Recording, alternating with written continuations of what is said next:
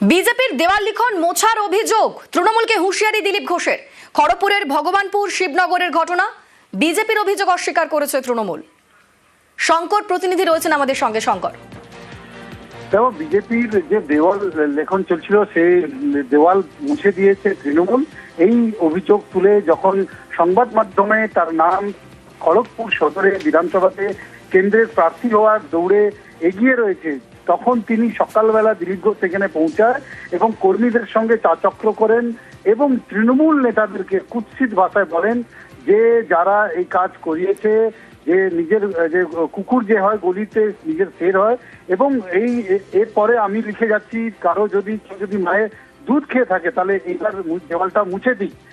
রীতিমতন বলা যায় যে তৃণমূল নেতাদেরকে হুঁশিয়ারি দিয়ে এসছেন বেশ ধন্যবাদ শঙ্কর। দুপক্ষের কি বক্তব্য শোনাবো।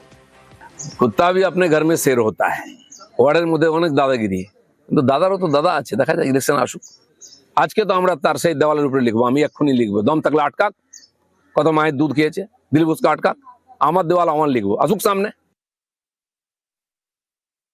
তারা যাযাবর ছাড়া কিছু নেই, তাদের কোনো কাজে খড়গপুরের মানুষ পায়নি, কোনো বিপদে পায়নি।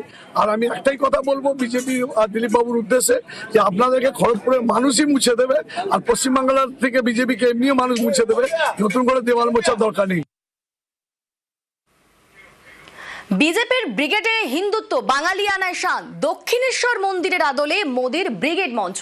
শনিবার ব্রিগেডে নরেন্দ্র মোদির সভা। মঞ্চের দুপাশে তুলে ধরা হবে বাংলার ঐতিহ্য সংস্কৃতি। টেরাকোটা পট সহ মঞ্চে বাংলার শিল্পকর্মের ছোঁয়া। কলকাতায় বেড়াতে এসে কোথায় যান? রামকৃষ্ণদেবকে খুঁজতে, সেজন্যই ওটা করা হয়। বিবেকানন্দ বলে গেছে কালি পাঁঠা খাবে, আমরা ওই লাইনে।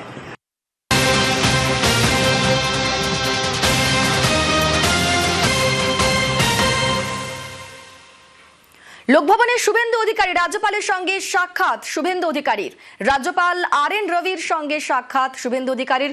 সুস্মিতা রয়েছেন আমাদের সঙ্গে। সুস্মিতা, নতুন দায়িত্বপ্রাপ্ত রাজ্যপাল আর.এন. রবি, তার সঙ্গে এই মুহূর্তে লোকভবনে দেখা করতে এসেছেন রাজ্য বিধানসভার বিরোধী দলনেতা শুভেন্দু অধিকারী।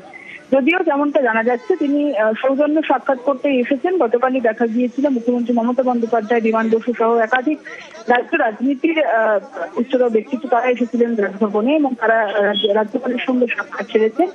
এবং গতকাল রাজ্য বিধানসভার বিরোধী দলনেতা শুভেন্দু অধিকারী তিনি রাজনৈতিক কারণে দিল্লিতে থাকার কারণে তিনি রাজভবন আসতে পারেননি।